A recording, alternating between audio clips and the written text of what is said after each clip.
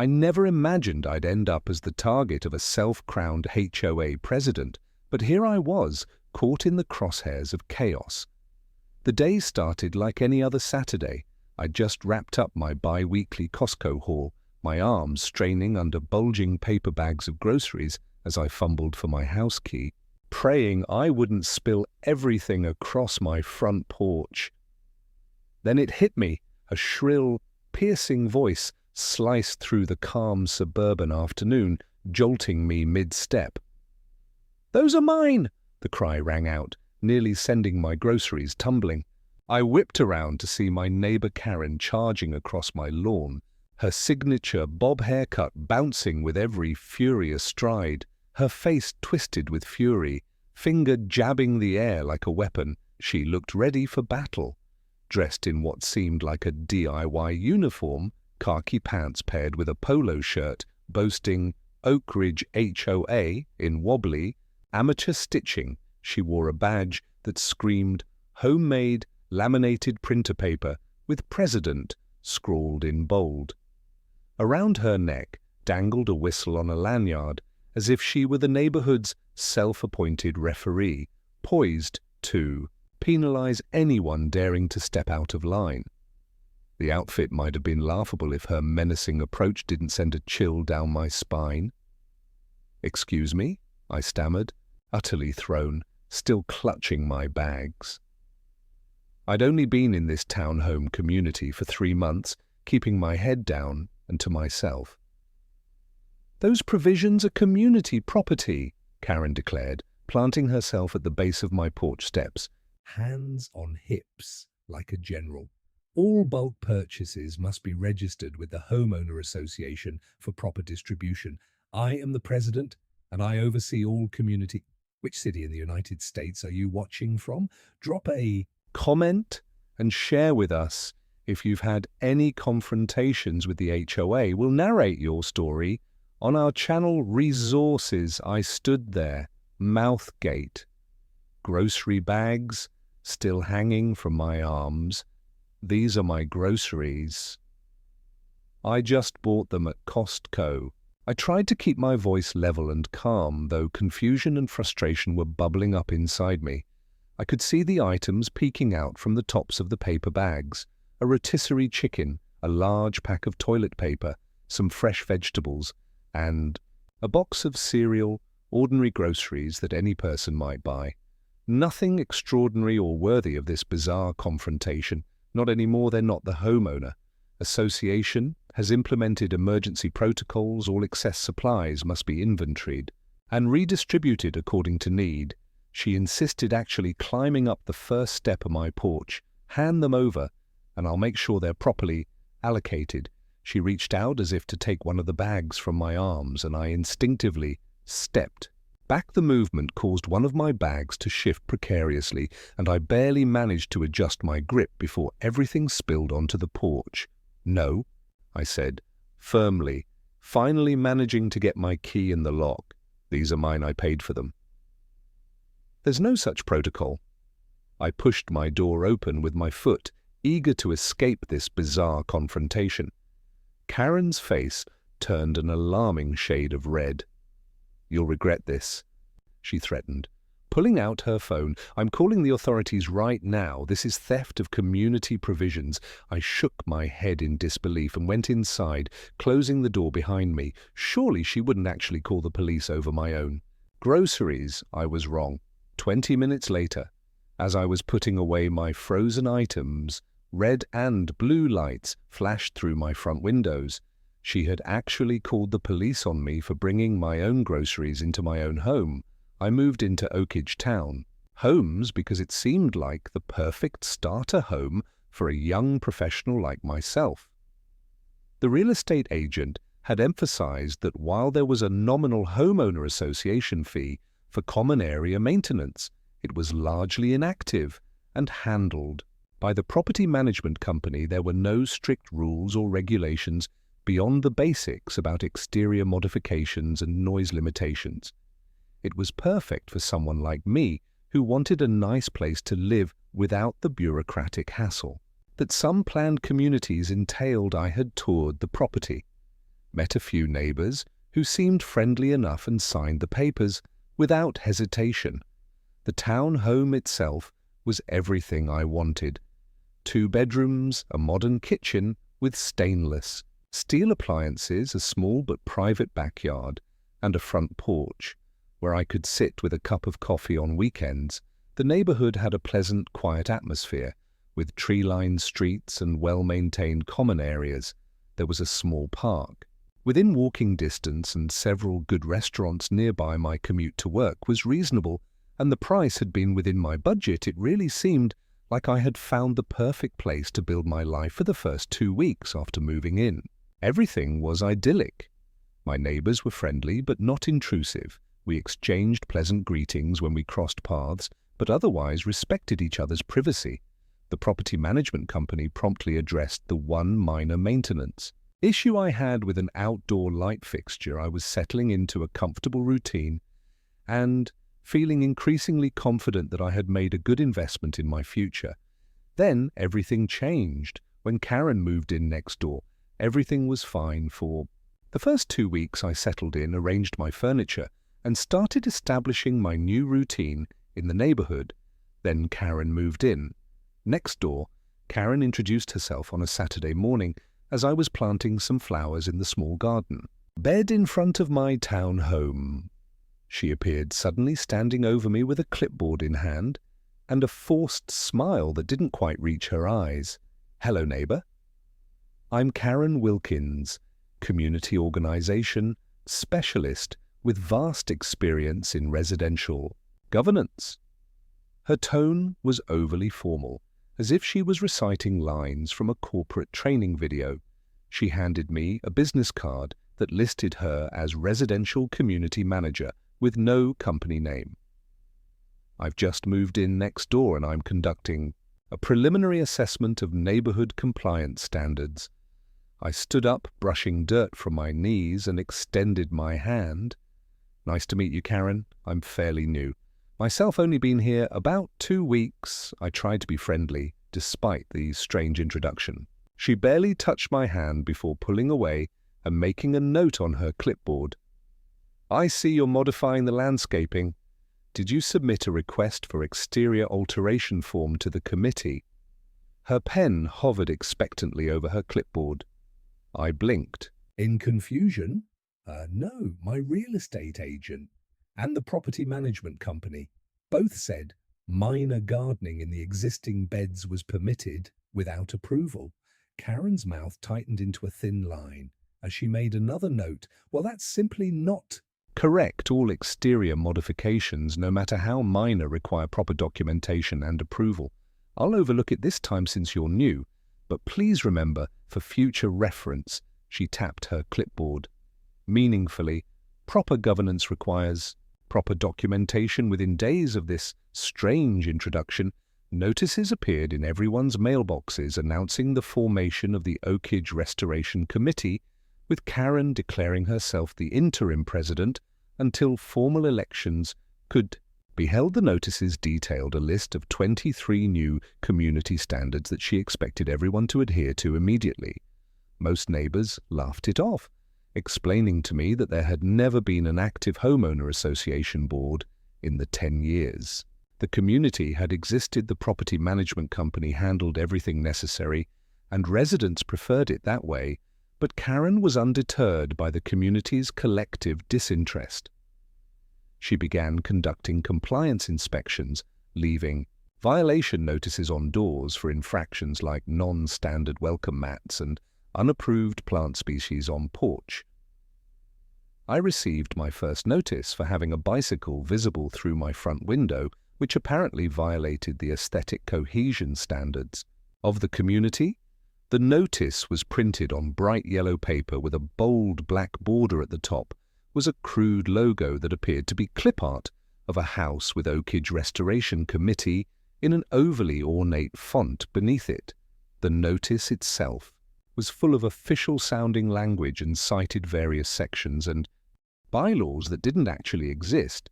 It detailed how my bicycle visible through my front window constituted a Class 2 visual aesthetic violation and demanded a compliance rectification within 48 hours, or a $50 fine would be assessed. What was most concerning was the warning at the bottom stating that unpaid fines would accrue interest at 15% per week and could result in a property lien being placed.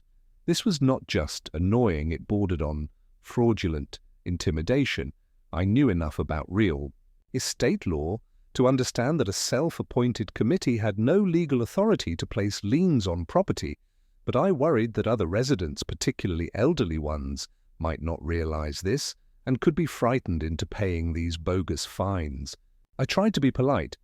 At first, I explained to Karen that according to my closing documents and the community bylaws, there was no active homeowner association board, and therefore her restoration committee had no actual authority. She dismissed my concerns, stating that she was revitalizing the dormant governance structure for everyone's benefit, and that my resistance to community improvement was concerning. I decided the best approach was to simply ignore her self-appointed authority while being cordial as a neighbor. This strategy worked for about a month. Then things started getting strange when it came to my groceries. It began with seemingly innocent comments when she would see me bringing in shopping bags. That's a lot of food. For one person, she would remark with a tight smile, "In a proper community, resources are shared more equitably." I brushed these comments off as odd but harmless. Then I noticed her watching my comings and goings with increasing interest, particularly on days when I returned with groceries. She would often happen to be checking her mail or watering her plants exactly when I pulled into my driveway with shopping bags. Soon her comments became more direct. Some people in the community might be struggling to afford quality food. She would say a community pantry would ensure everyone has access to adequate nutrition. I began to notice her peering through her blinds whenever I came home with grocery bags. On several occasions, I caught her taking photographs of me unloading my car, once when I confronted her about it. She claimed she was documenting resource allocation patterns for community planning purposes when I told her to stop photographing me. She huffed indignantly and said, "As homeowner association president, I have the right to monitor compliance with community standards, including equitable resource distribution." Her surveillance became increasingly obvious and intrusive. She installed what appeared to be a security camera on her porch, pointed directly at my driveway. I contacted the property management company about this, and they sent her a notice that unauthorized surveillance equipment directed at other residents' properties violated privacy laws. She simply moved the camera to her front window, instead partially hidden behind a curtain but still clearly visible. One evening, I returned home late after work to find Karen actually standing in my driveway, arms crossed, apparently waiting for me. "The homeowner association board meeting was tonight," she said accusingly.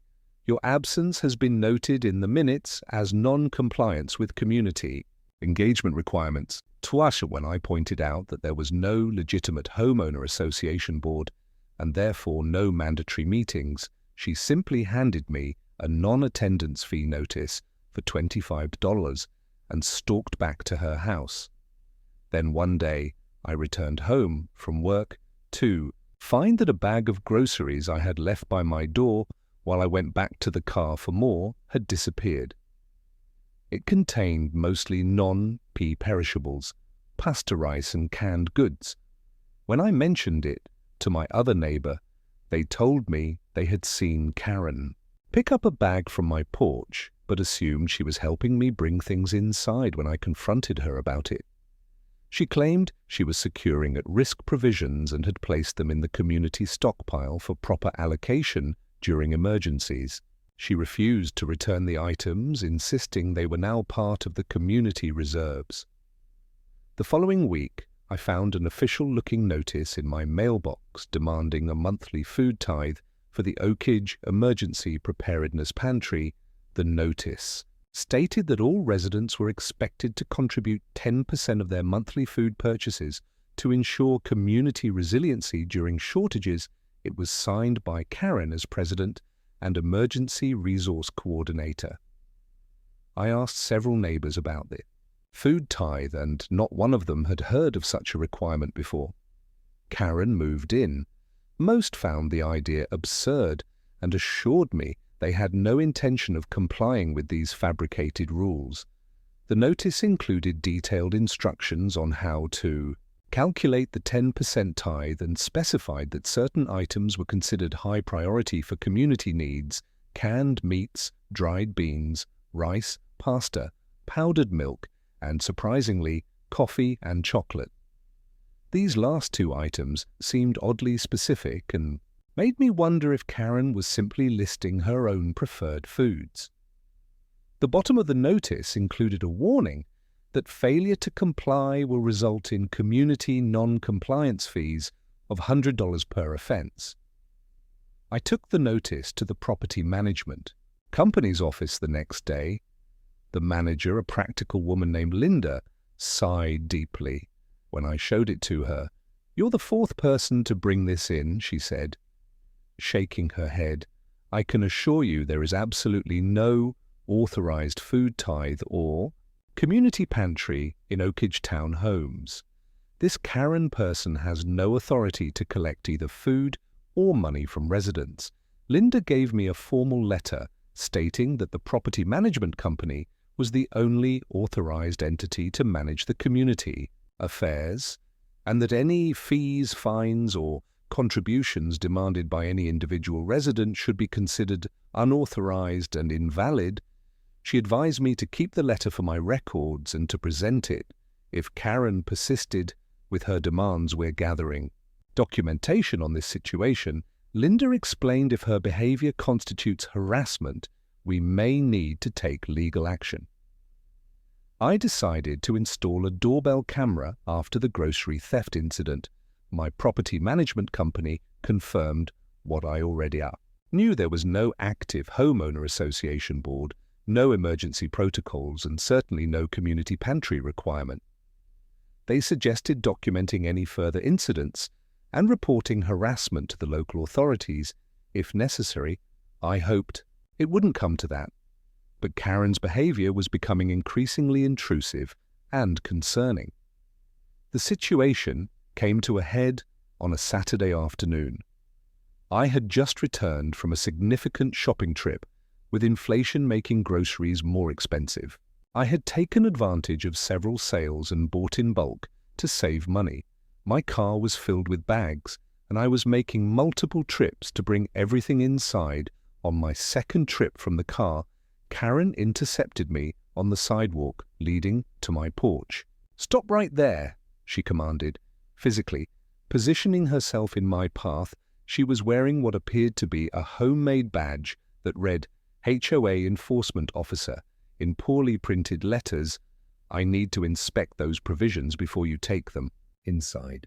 She had a clipboard with her and was wearing latex gloves as if she was about to perform some kind of official inspection. A lanyard around her neck held several keys and what looked like a small digital scale. The absurdity of the situation would have been laughable if it wasn't so intrusive and concerning. I tried to step around her. "These are my personal groceries. Karen, please let me pass." She shifted to block me again. "Essential items, such as eggs, milk, and canned goods, must be redistributed." According to the Community Preparedness Protocol, she insisted actually reaching for one of my bags. 30% of all basic necessities must go to the community pantry. Those are the rules. I could see other residents watching from their windows and porches, some with phones out apparently recording the confrontation. One neighbor, an older woman named Gladys, had stepped onto her porch and was openly shaking her head in disbelief at Karen's behavior. I pulled the bags away from her grasp. "There are no such rules. Now please move aside." Karen's eyes narrowed, and she pulled a small notebook from her pocket. "This is your third compliance violation this month. Community standards clearly indicate that repeated violations result in escalating penalties, including potential property liens and eviction proceedings. Karen, that's enough, I said. Firmly, my patience finally exhausted. You have no legal authority here. There is no official homeowner association, no community pantry, and no right to my groceries. Now please move aside before this becomes a legal matter. You cannot hoard resources during uncertain times, she exclaimed, her voice rising to a pitch that attracted the attention of other neighbours. This is a direct violation of Section 7, Paragraph 3 of the Oakage Community Standards. Her voice had reached a volume that caused several more neighbours to emerge from their homes. A small crowd was beginning to gather at a safe distance, watching the confrontation with expressions ranging from concern to amusement. I could see several people with their phones out, clearly recording the incident. Karen, there is no Section 7. There are no official community standards beyond the basic bylaws managed by the property company, I said firmly. These are my groceries that I paid for. You have no right to them, she began, flipping frantically through a binder she produced from a large tote bag slung over her shoulder. The binder was labelled Oakage Homeowner Association Official Bylaws in what was clearly printed and taped onto a standard office binder. It's right here, she insisted, though she couldn't seem to find the specific page she was looking for. All residents agreed to these terms when purchasing property in this community. That binder is something you created yourself, I pointed out. It's not a legally binding document and no one here agreed to it. Her face flushed with anger. We'll see about that, she snapped. Pulling out her phone, to my absolute disbelief, she dialed 911 right in front of me. Yes, emergency services. I need to report a violation of community regulations and possible hoarding of essential supplies at Oakage Town Homes. She said into the phone, the perpetrator is refusing to comply with emergency distribution protocols and is becoming aggressive. I stood there in shock as she provided my address to the emergency dispatcher. She was literally calling the police because I wouldn't give her my groceries. Several neighbours had come outside now, watching the scene unfold, with expressions ranging from confusion to amusement to concern. I decided the best approach was to remain calm, continue bringing in my groceries, and wait for the police to arrive. I knew I had done nothing wrong, and perhaps this would finally put an end to Karen's delusions of authority. Sure enough, about 15 minutes later, a police cruiser pulled up in front of my town home. 2 officers stepped out looking somewhat confused as they surveyed the scene. Karen immediately rushed over to them, speaking rapidly and gesturing wildly toward my home. I calmly waited on my porch, grocery bags now safely inside, door locked just in case Karen tried to enter while I was speaking with the officers. Good afternoon, officers. I greeted them as they approached Karen, trailing behind them with a triumphant expression. I understand my neighbour called you about a dispute. The older officer nodded, looking slightly embarrassed. Yes, we received a call about someone violating homeowner association rules and hoarding essential supplies. Can you tell us your side of what's happening here? I took a deep breath. Officers, I just returned from grocery shopping. These are my personal groceries that I purchased with my own money. I have the receipts inside. If you need to see them, my neighbour here believes she has the authority to confiscate a portion of my food for what she calls a community pantry. But there is no officially recognised homeowner association board in this community, and certainly no rules about sharing groceries. I went inside briefly and returned with a folder containing all my documentation. Here are my receipts from today's shopping trip, I explained, pulling out the long paper slip. And here's a copy of my closing documents from when I purchased my town home, which clearly outlines the community governance structure. As you can see, there's only a property management company that handles common area maintenance. There's no active homeowner association board, with rulemaking authority. I flipped to another section, and here's the communication I received from the property management company just last week, confirming that Karen has no official position or authority to create or enforce rules. The officers reviewed the paperwork carefully, while Karen fidgeted impatiently beside them. I could tell she hadn't expected me to be so prepared with documentation. The younger officer looked particularly interested in my receipts. "So you purchased all these groceries today at Costco," he confirmed. "Yes, that's correct," I replied. "I have the Costco membership card as well if you need to see it." I pulled out my wallet. "To show them that won't be necessary," the older officer said. "Your receipts and documentation are quite clear." Karen interrupted. "That's not true. I am the duly appointed president of the Oakage Restoration Committee, and our emergency protocols clearly state that all residents must contribute to the community resources during times of need." The younger officer looked confused. "Ma'am, is this an actual homeowner association with legally filed bylaws?" "We're in the process of revitalization," Karen hedged, "but the authority is inherent in the community charter, which I've been appointed to enforce." "Appointed by whom?" the officer asked. Karen stumbled over her words. By the necessity of community oversight, someone needs to ensure proper governance." I seized the opportunity to retrieve my documentation, officers. I have my closing documents here that outline the actual community structure. There is a property management company that handles common areas, but there's no active homeowner association board with rule-making authority.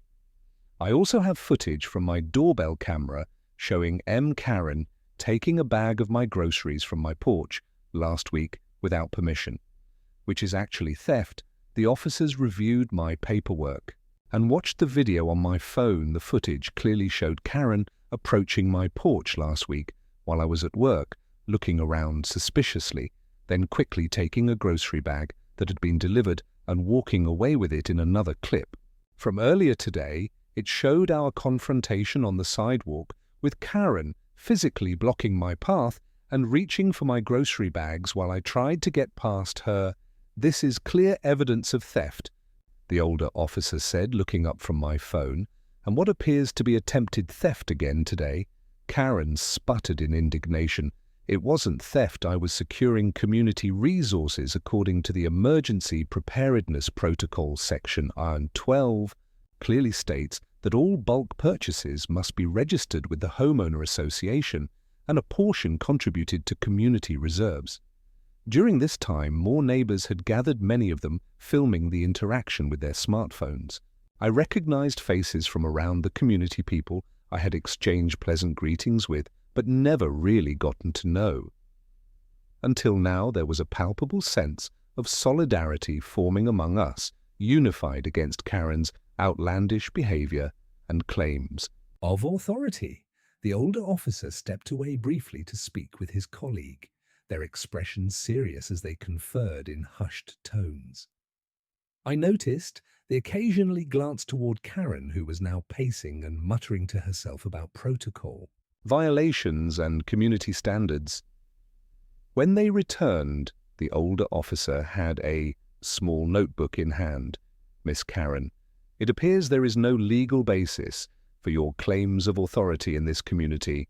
You cannot demand that your neighbor share his groceries with you or anyone else that would constitute theft. Additionally, calling emergency services for a non-emergency situation like this is misuse of police resources." Karen's face contorted with indignation. "But the community needs proper governance. People can't just do whatever they want. There needs to be oversight and resource management, ma'am," the younger officer said firmly. "Unless there are legally established and properly filed homeowner association bylaws that have been agreed upon by the community, you don't have the authority to create and enforce rules. And even if there were homeowner associations, cannot confiscate private property like groceries." By this point, quite a crowd had gathered. One of my neighbors, an older gentleman named Frank, who had lived in the community for over 8 years, spoke up. "Officers, This woman has been harassing multiple residents with fake violation notices and demands. She left a citation on my door claiming my American flag was mounted at a non-regulation angle and demanded a $200 fine. She told me I couldn't park my car in my own driveway overnight without paying a $25 overnight vehicle accommodation fee. Frank continued, pulling out a ridiculous notice from his pocket, and when I refused, she put this on my windshield. He handed the officers a homemade violation notice printed on bright orange paper with a poorly photocopied letter, had another neighbor, Maria, added. She told me my children couldn't play in their own backyard without submitting an outdoor recreation application with a $50 processing fee.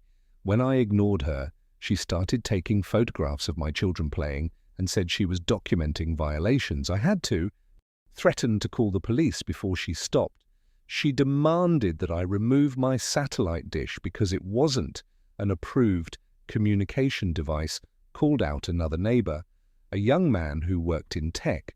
When I explained that federal law protects my right to have a satellite dish, she said, homeowner association rules supersede federal regulations in planned communities. I actually had to get a letter from my lawyer to make her back off, and she tried to force her way into my home for an internal compliance inspection.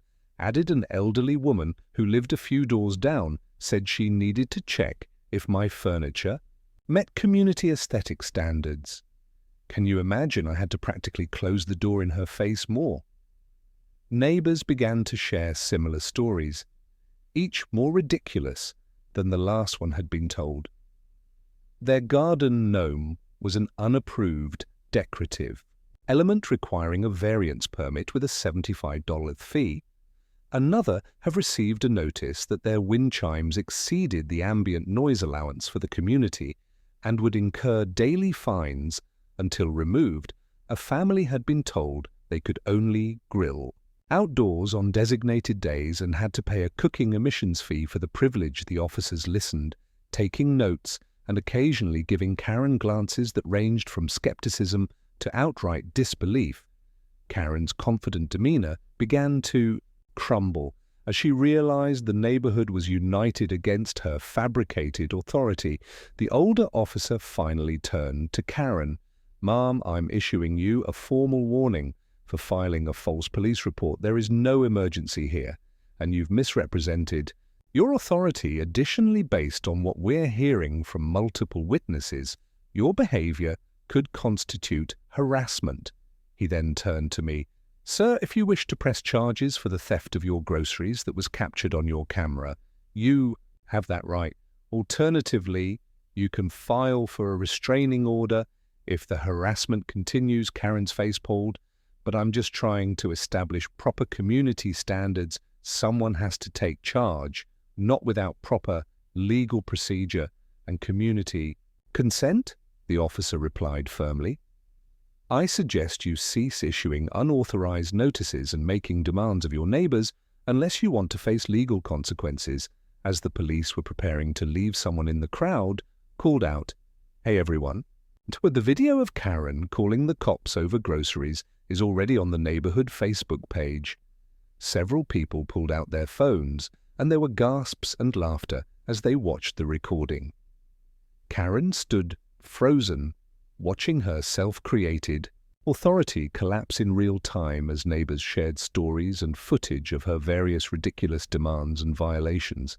Frank, the neighbor, with the allegedly improperly angled flag, stepped forward with his phone, and I've just shared an email from the property management company confirming there is no active homeowner association board and that all of Karen's citations and fees are completely fabricated and should be ignored. One of my other neighbors, a paralegal named Michelle, added, I've created a group chat for anyone who's received harassment from Karen. We can document everything and take collective action if necessary. Karen looked around at the united front of neighbors, her mouth opening and closing without words. Finally, she spun on her heel and stormed back to her town home, slamming the door behind her. The officers left after making sure the situation was under control, advising everyone to document any further harassment and not to hesitate to call if Karen's behavior escalated or became threatening. The impromptu neighborhood gathering turned into an informal community meeting, right there on the shared green space. People exchanged contact information, shared their care and stories, and for the first time since I moved in, I felt a genuine sense of community connection. Several neighbors helped me bring in the last of my groceries, offering words of support and commiseration. She tried to tell me I couldn't park in my own driveway because my car was the wrong color for our street aesthetic. One neighbor laughed as he carried a bag of groceries up my steps. She left a note on my door saying my windshields were disrupting the community sound harmony and demanded they be removed within 24 hours. Another added, helping me organize items on my kitchen counter. She actually tried to create a pet registry and wanted to charge a $50 fee for each pet plus monthly pet impact fees based on the animal's weight. A woman who owned 2 cats told me as she helped put away canned goods. Frank, the neighbor with the American flag, suggested creating a real community organization, not a restrictive homeowner association, but a neighborhood watch and support group where people could get to know each other, help each other out, and address any genuine community concerns through proper channels and consensus. We could have actual community events, block parties, holiday celebrations, maybe even a community garden. If people are interested, he suggested, but nothing mandatory and certainly no fines or fees. People responded enthusiastically to Frank's idea. Contact information was exchanged and plans were made for a proper community gathering the following weekend. Ironically, Karen's attempt to control everyone through fear and fabricated authority had actually brought us together in a positive way, creating the very sense of community she had claimed to want, just without her at the helm. As the gathering dispersed, people returned to their homes with a new sense of solidarity. I finally finished unpacking my groceries. Relieved that the bizarre ordeal was over, the community had come together not under Karen's self-appointed rule, but in unified resistance to her absurd demands. It was oddly satisfying to see how her attempt to control everyone had actually brought the neighborhood closer together. In opposition, the next few days were blissfully quiet. Karen's door remained closed, her curtains drawn. No new notices appeared in mailboxes and no inspections were conducted. It seemed the public humiliation of having the police explain she had no actual authority, combined with the neighborhood's unified stand against her, had finally put an end to our homeowner association president fantasies. I began to relax, hopeful that we could all move forward as a peaceful community without self-appointed dictators. The impromptu gathering had led to real connections among the residents. Several of us had exchanged phone numbers and started a group chat to plan the upcoming community picnic that Frank had suggested. People were sharing ideas for activities, offering to bring food, and generally showing enthusiasm for building genuine community connections based on mutual respect rather than fabricated authority. I had volunteered to coordinate games for the children, while Maria offered her skills as a part-time caterer to help organize the food table. Even the property management company had gotten involved, offering to provide tables, chairs, and a small budget for the event. For the first time since moving in, I felt like I was part of a real neighborhood, not just a collection of houses. I finally knew my neighbors' names and had even been invited over for coffee by the elderly couple 3 doors down. It was everything I had hoped for when I purchased my town home, and ironically, we had Karen's ridiculous behavior to thank for bringing us all together. Then, about 3 days after the incident, I returned home from work to find something strange on my front porch: a half-eaten rotisserie chicken, the remains placed neatly on a paper plate.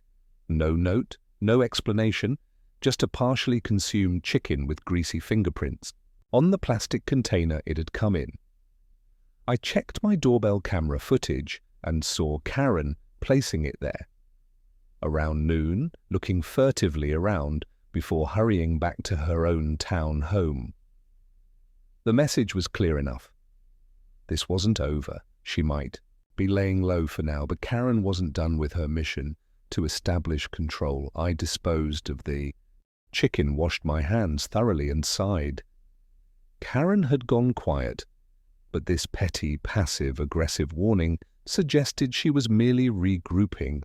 Not surrendering. The battle for grocery independence had been won, but the war for neighborhood sanity, it seemed, would continue. I immediately sent a message to our new neighborhood group chat, attaching the doorbell camera footage of Karen leaving the half-eaten chicken. Heads up, everyone. It seems Karen isn't quite done with her campaign. Just found this lovely gift on my porch. The responses flooded in quickly. Expressions of disgust, concern, and offers of support that's actually illegal. It could be considered food tampering or harassment. Michelle, the paralegal, pointed out you should report this to the police.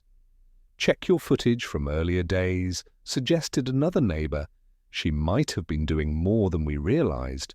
Following this advice, I reviewed the past week's footage and, sure enough, discovered something concerning the night before the chicken incident around 20A.